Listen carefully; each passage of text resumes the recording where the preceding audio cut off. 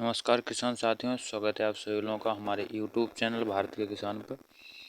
किसान साथियों, अगर आपने गेहूं की बुवाई कर दी है और आपने गेहूं का उत्पादन जो है हर साल से ज़्यादा 1.5 गुना लेना चाहते हैं, 2 गुना लेना चाहते हैं, तो ये डिपेंड करता है कि सबसे पहले आपने अपने गेहूँ को बेसल डोज में क्या क्या चीज़ दी है।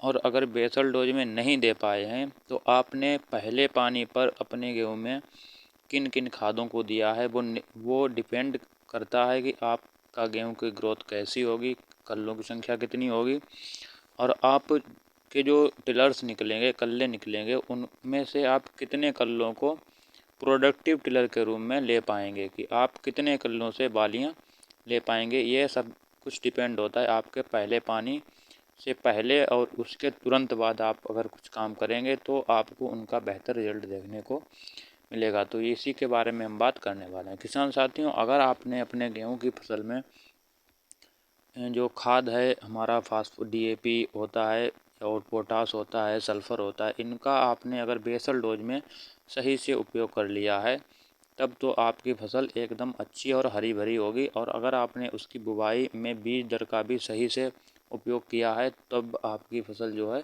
एकदम बेहतरीन होगी। और सूखे में बिजाई ना करके आपने पलेवा करके बिजाई की है तब भी आपकी फसल अच्छी खासी चल रही होगी।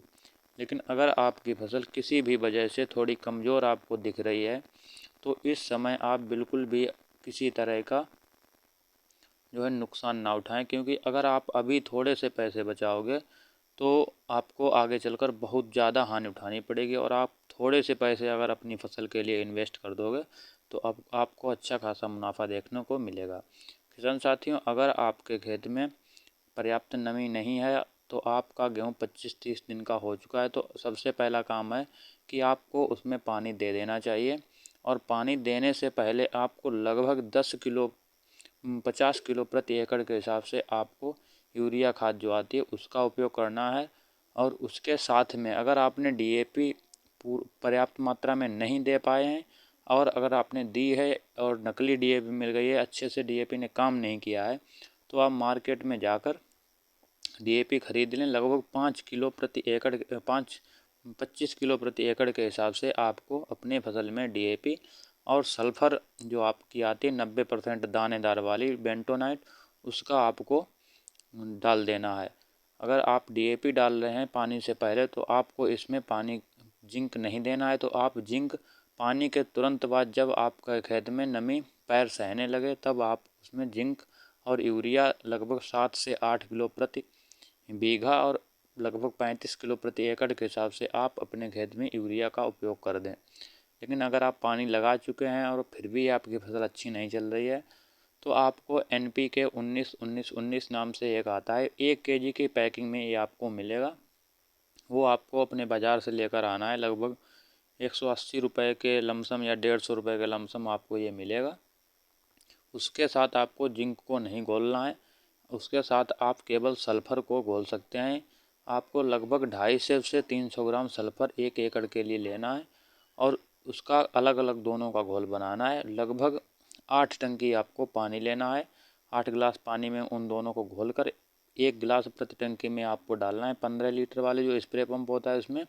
और आपको अपने खेत में इसका जो है स्प्रे कर देना है। और ये ध्यान रखना कि आपके खेत में स्प्रे के समय पर्याप्त नमी होनी चाहिए। इसके साथ आप अगर आपका बजट सही है तो आप सागरिका जो लिक्विड में आता है माइक्रो न्यूट्रिएंट, उसको भी ले सकते हैं और उसका भी आप साथ में स्प्रे कर सकते हैं। जब आप इन खादों को अपने खेत में डालेंगे तो आपको एक शानदार रिजल्ट देखने को मिलेगा, क्योंकि इसमें नाइट्रोजन, फास्फोरस और पोटास की बराबर मात्रा पाई जाती है।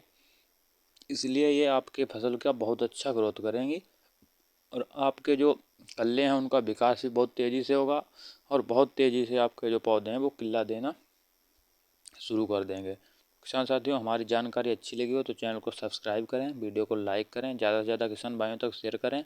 अगर कुछ कमी रह गई तो कमेंट बॉक्स में बताएं, हम आपको उसका जवाब ज़रूर देंगे। सभी किसान भाइयों का धन्यवाद।